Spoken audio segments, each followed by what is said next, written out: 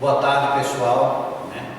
Vamos então resolver a lista de revisão que foi colocada para vocês aí na mensagem, que com certeza está relacionado com a prova de vocês que vai ser aplicada agora hoje à noite, certo? Uma das questões da lista de revisão muito interessante é a primeira questão. O que é que nós temos na primeira questão? Temos um corpo carregado positivamente com a carga mais Q e uma disposição, um desenho esquemático como eu fiz aqui, de um eletroscópio de folhas, também carregado negativamente. A situação que nós temos aqui, a primeira situação, eu tenho o objeto carregado mais Q distante do meu eletroscópio de folhas. Em poucas palavras, esse meu eletroscópio de folhas, ele é considerado um sensor. Qual a função dele? Um sensor que identifica se tem algum objeto próximo a ele, carregado ou negativamente ou positivamente. Se algum objeto se aproximar dele, com certeza veremos alguma alteração no eletroscópio de folha. Vamos agora a uma segunda situação. A uma segunda situação, nós temos o quê? O nosso objeto carregado mais Q bem próximo do nosso eletroscópio. Percebam que há uma distribuição de cargas, até pela lei de Dufay. O positivo vai atrair quase todo o negativo. Então, as distribuições que antes estavam bem uniforme, bem distribuído, bem distribuído, agora não. Logicamente vai se distribuir bem próximo da carga positiva. Essa carga positiva vai induzir a carga negativa do eletroscópio. Como ainda está bem próximo, a soma de todas as cargas permanece menos K. A carga mais K também permanece a mesma. Mas como vocês estão vendo aqui, há uma distribuição de carga, logicamente mais próximo do objeto que é positivo. Em relação a isso, devido a isso, as lâminas, ao ter poucas cargas, elas começam a se fechar. Certo? Diante dessa assertiva, que elas começam a se fechar, vamos olhar nossas alternativas. A alternativa 1, colocada na questão, diz que se aproximar um corpo carregado positivamente próximo do eletroscópio, as folhas vão se abrir mais ainda. Percebam pela configuração que essa situação ela é falsa. Em vez de ela se abrir, ela se fecha. Na segunda alternativa, ele diz que não vai acontecer nada. Ela também é falsa. Como eu disse para vocês, o eletroscópio, a função principal é detectar qualquer corpo carregado se aproximando dele. Como se aproximou, com certeza ele ia reagir. Item 3. Esta sim será verdadeira. Por que ela é verdadeira? Porque se eu tocar esse corpo carregado no eletroscópio, eu vou ter uma distribuição de cargas que é mais Q menos Q, de tal maneira que eu vou ter as duas configurações numa situação neutra.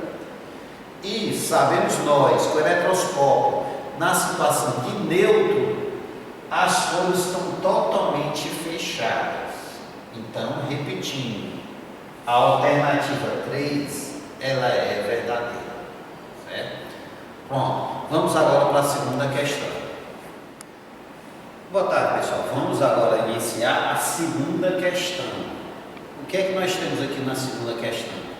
Temos aqui uma membrana onde nós temos uma diferença de potencial que ocorre numa membrana, numa célula, no meio externo e no meio interno. O que é isso? Por exemplo, nós chamamos isso de potencial de ação. Pode ocorrer exatamente como na biologia, o professor de biologia de vocês chamam de bomba de sódio, bomba de potássio, no qual, para que ocorra essa troca de íons e de sais numa célula, tem que ocorrer um movimento, ou seja, uma informação elétrica de uma diferença de potencial de menos de 70 volts. Vários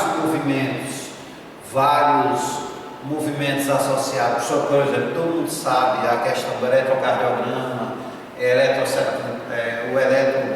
do cérebro, todos esses são movimentos elétricos. A membrana também é a mesma coisa. Então, eu tenho uma membrana numa célula, para que ela troque sais, tem que ter uma diferença de potencial elétrico. O que é que esse gráfico representa? O eixo horizontal, ele está me representando a espessura da membrana. O eixo vertical representa a diferença de potencial.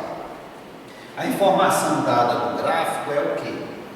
Que para que ocorra esse potencial de ação, um sais, principalmente o sódio ou o potássio, entrar numa célula, tem que ocorrer uma espessura de uma célula da membrana, certo? Não está aqui representado de verde. Tem que ocorrer uma diferença de 0 a menos 70 volts.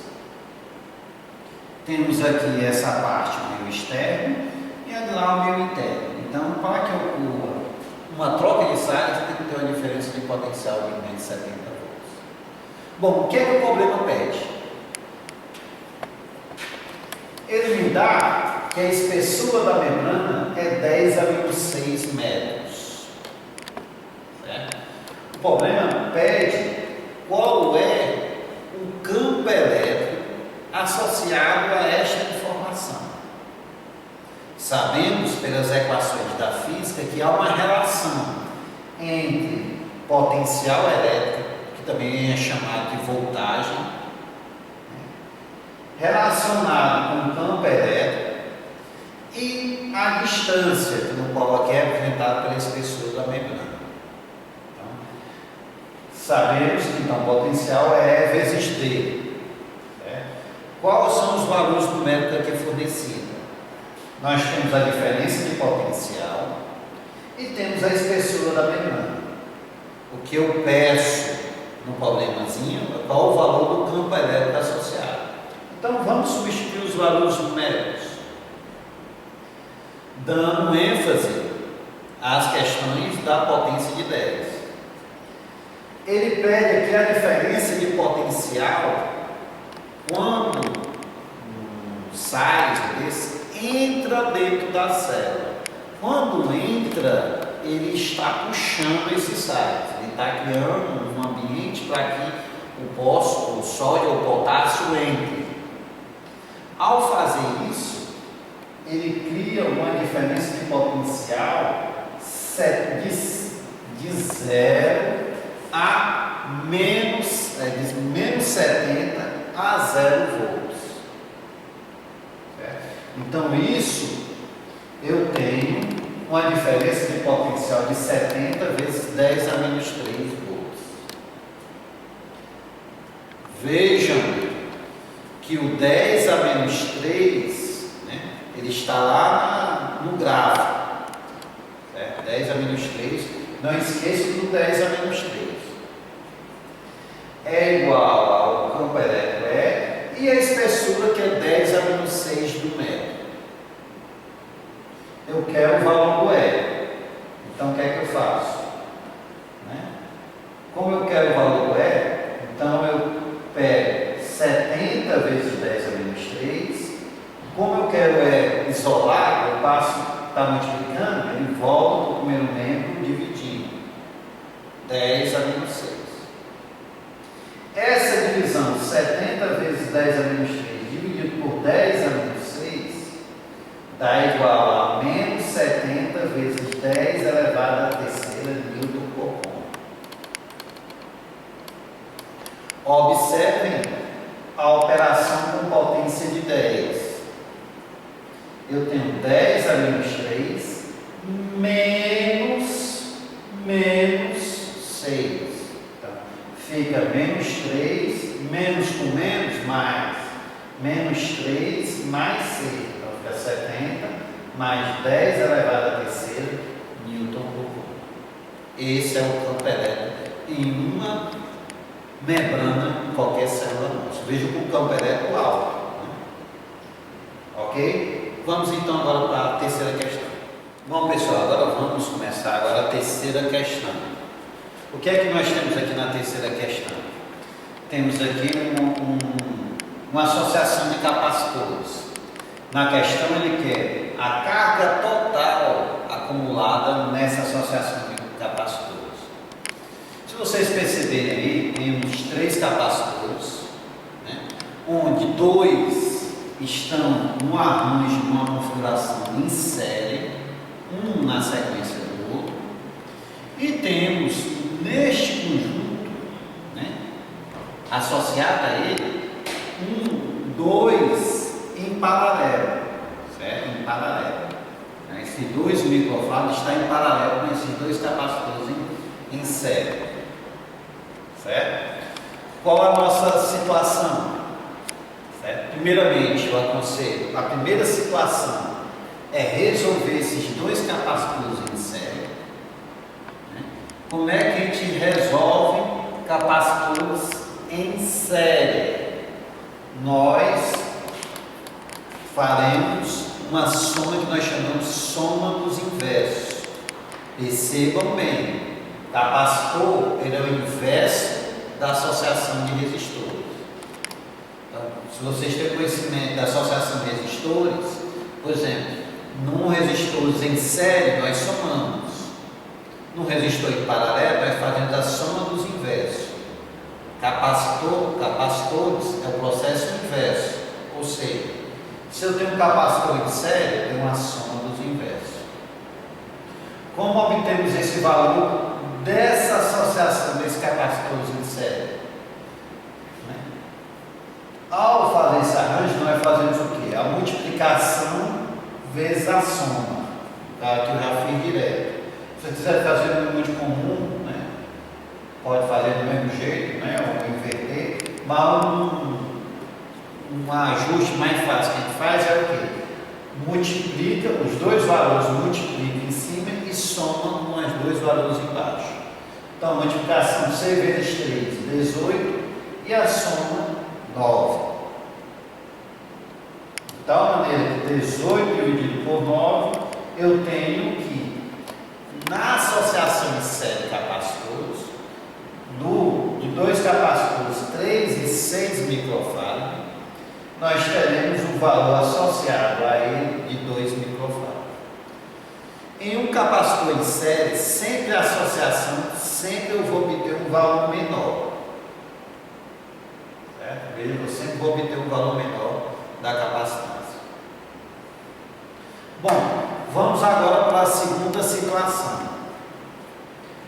Agora, na segunda situação, ao resolver a minha situação dos capacitores que estavam em série, vai ficar agora um arranjo desse valor desse capacitor em série em paralelo com o capacitor que está embaixo. Em paralelo com o capacitor que está embaixo. Nessa situação fica bem mais simples. A minha associação de capacitores se resume somente a uma soma algébrica. Então, o meu valor que eu já calculei antes de série é 2, mais o valor que está embaixo 2. Então, minha capacitância total de todo o meu circuito é 4 microfarads. O problema ele pede o valor da carga total acumulada. Então, basta nós utilizarmos essa relação que é dada nas aulas de vocês, do ambiente, que capacitância é a carga sobre a voltagem. Capacitância é igual a carga sobre a voltagem. Logo, então eu tenho que a carga vai ser o produto entre a capacitância e a voltagem. Então, resolvendo, eu tenho uma capacitância total 4 microfarads, multiplicado pela voltagem que é 20. Logo, meu resultado final da carga é igual a 80. Esse que parece um U aqui, um M, é um U que corresponde a micro. Então, tem uma carga total é 80 microcoulomb. Micro aqui corresponde a 10 a menos 6. Certo? É um prefixo utilizado. Ok? Vamos então agora para a quarta questão. Vamos agora para a quarta questão. Certo? A quarta questão, nós temos aqui uma configuração de 2 resistores em paralelo. E a esse circuito de 2 resistores paralelos está ligado a uma rede de 100 volts, similar a uma instalação elétrica de uma residência. Todas as tomadas, lâmpadas, todos os eletrodomésticos estão ligados com essa configuração aqui, configuração em paralelo. O que é que nós temos aqui? Temos neste circuito de 2 resistores ligados em paralelo, todos eles sendo aplicados uma tensão de 100 volts, atuando em cada um igual. Temos instrumentos que medem a corrente elétrica, que é chamado de amperímetro, e um instrumento que mede a voltagem, que é chamado de voltímetro. Bom, de início, na configuração inicial do esquema, mostra que na resistência R1 passa uma corrente de 10 amperes. E na resistência R2 passa uma corrente de 2 amperes. O que é que ele pede no problema? Ele pede qual é o valor medido pelo amperímetro. Se vocês perceberem aqui, nós temos o quê? Temos 2 malhas, né? E essas 2 malhas correspondentes à resistência R1 e R2. Né? Essas 2 malhas vão se encontrar num ponto aqui que nós chamamos de nó. Se vocês perceberem aqui neste ponto, neste nó, eu tenho uma corrente que vai para a resistência R1, que é de 10 amperes, e uma resistência de 2 amperes que vai para a resistência R2. Então veja que pela lógica da conservação de cargas, se está entrando nesses 2 circuitos, né? Está entrando nesses 2 circuitos 2 e 10, se está entrando 12 amperes, se está realmente entrando 12 amperes, pela lei do circuito, certo? Tem que, logicamente, estar saindo 12 amperes. Então, se está entrando 12, tem que sair 10 e 2, ou seja, pela conservação de cargas, esse valor aqui só pode ser de 12 amperes. Pela lei da conservação de cargas, nem pode ser criado nem destruído. Então, o valor que entra é o valor que sai. Se está saindo 12, com certeza entrou 12. Então, por este ramo aqui, com certeza é 12 amperes, que se dividiu em 2 ramos, uma de 2 e outra de 10. Certo? Por que se dividiu na proporção de 2 e 10? Com certeza, a lógica para isso está associada às resistências. Item B. Qual é o valor do voltímetro?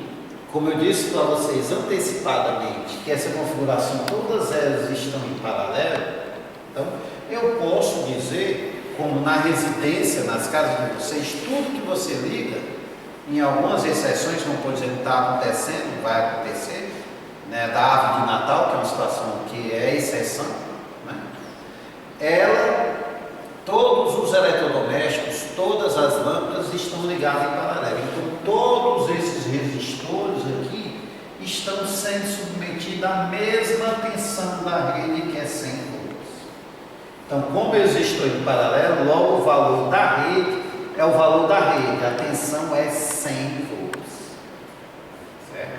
Então, como todas as configurações estão em paralelo, o meu voltímetro aqui, ele me indica 100 volts. Ok? Uma observação interessante, né?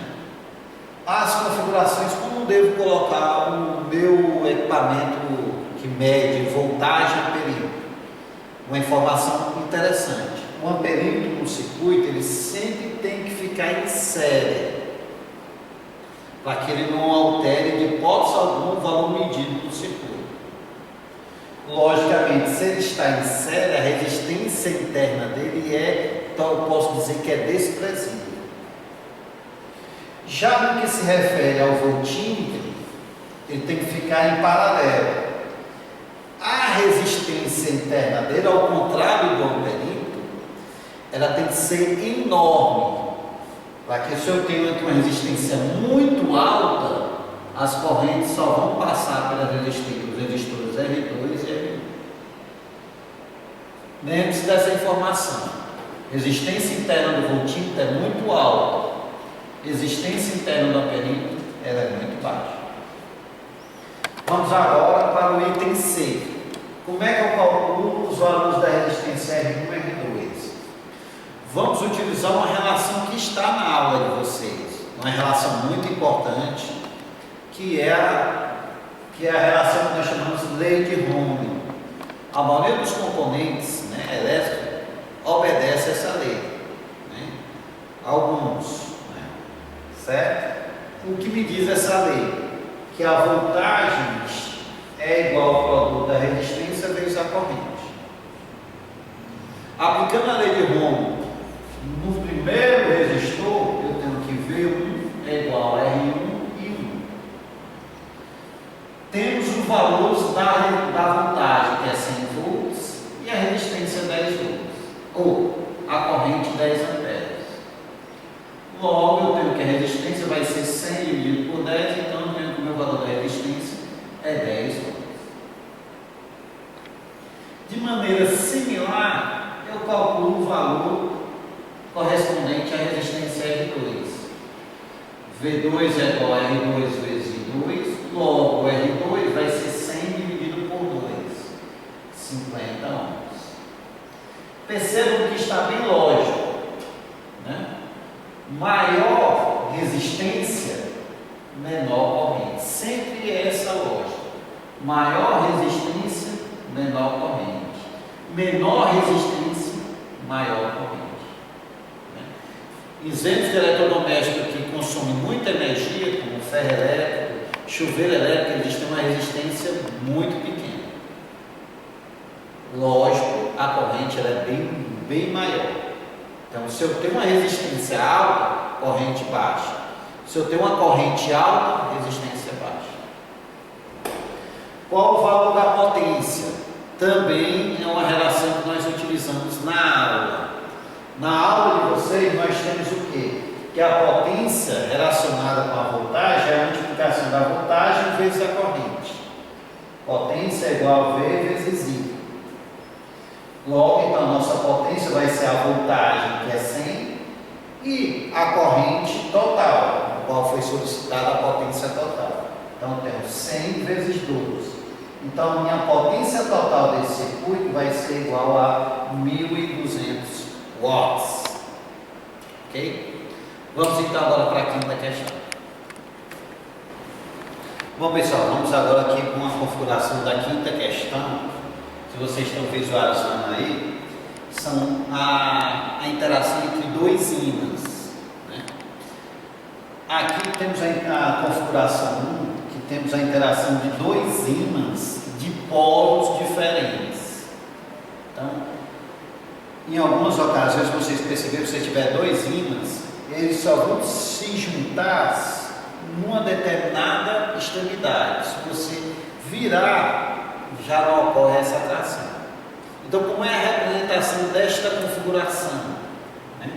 Na situação que nós temos polos diferentes, quando a gente aproxima os ímãs, cria-se uma configuração, as linhas de força força, que você perceber aqui, é como se estivesse se juntando, há um casamento.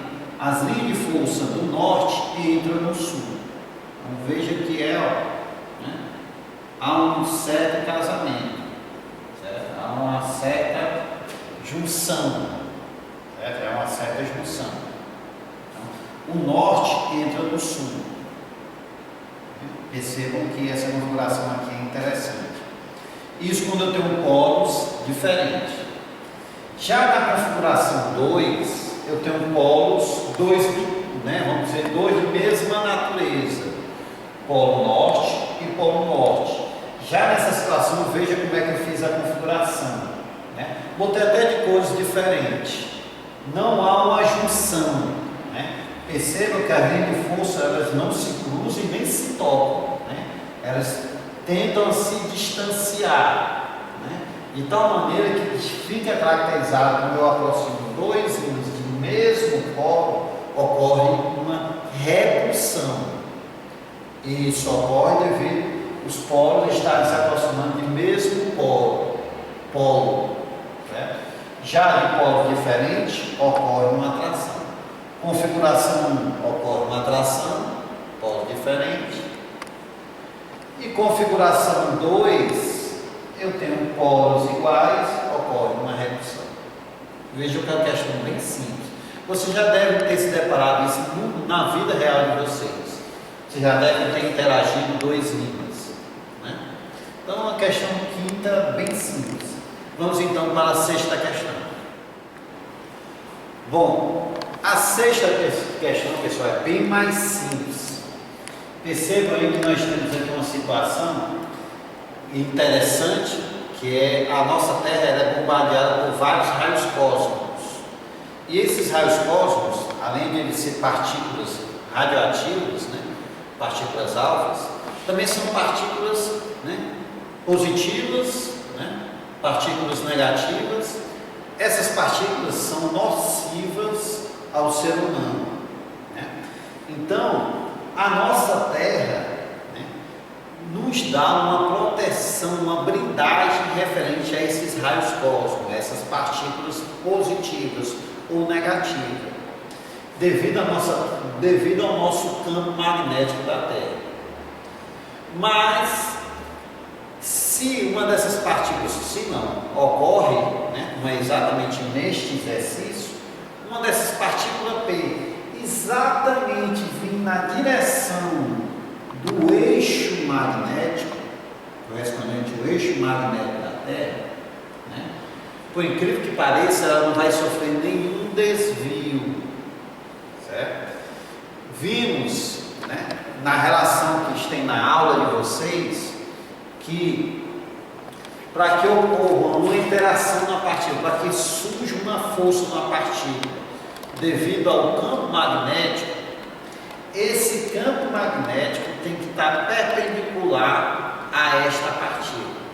Ou seja, essa relação que nós utilizamos aqui, força é igual a KV de força magnética, a carga ou a velocidade, certo? Essas relações, essas duas grandezas, têm que estar perpendicular.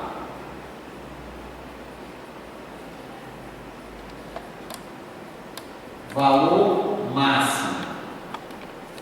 Ou seja, a grandeza, a partícula, a velocidade e o campo magnético, elas têm que estar perpendicular. Se elas estiverem na mesma direção, essa minha força magnética, ela será nula. Logo, concluindo, qualquer radiação, qualquer partícula carregada, raios cósmicos, que venha na direção do eixo magnético, ele não será alterado.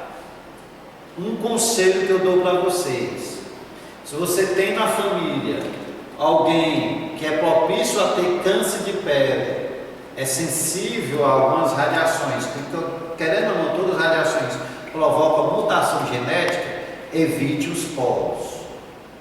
Certo? Os polos é o local onde nós recebemos maior radiação cósmica, tanto os polos e em locais onde temos altitude muito elevada. Então, pessoas que é propício a ter câncer de pele, é interessante morar próximo do Equador e em regiões mais baixas. Ok?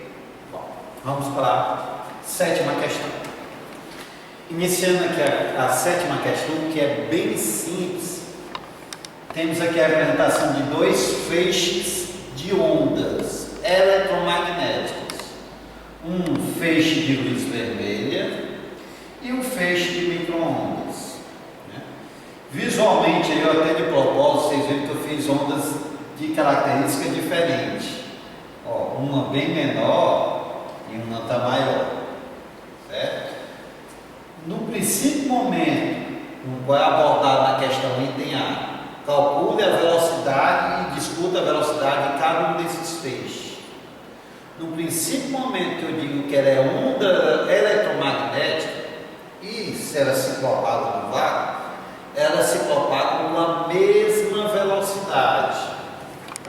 Tanto o feixe vermelho como o feixe de micro-ondas, elas se propagam com a mesma velocidade de 3 vezes 10 a 8 metros por segundo. Então, e tem a mesma velocidade, tanto o feixe vermelho como o feixe micro-ondas, porque são ondas eletromagnéticas. Certo? Ok? Já o feixe vermelho e o feixe micro-ondas, vejam aí que é visualmente. O feixe da luz vermelha é o feixe da luz visível. Então percebam que ela está aproximadamente, o valor dela é 7 a 10 a menos 7 do metro. Certo? Então percebam que o valor dela é bem menor, o comprimento de onda é bem menor. O que é um comprimento de onda? É a distância de pico a pico.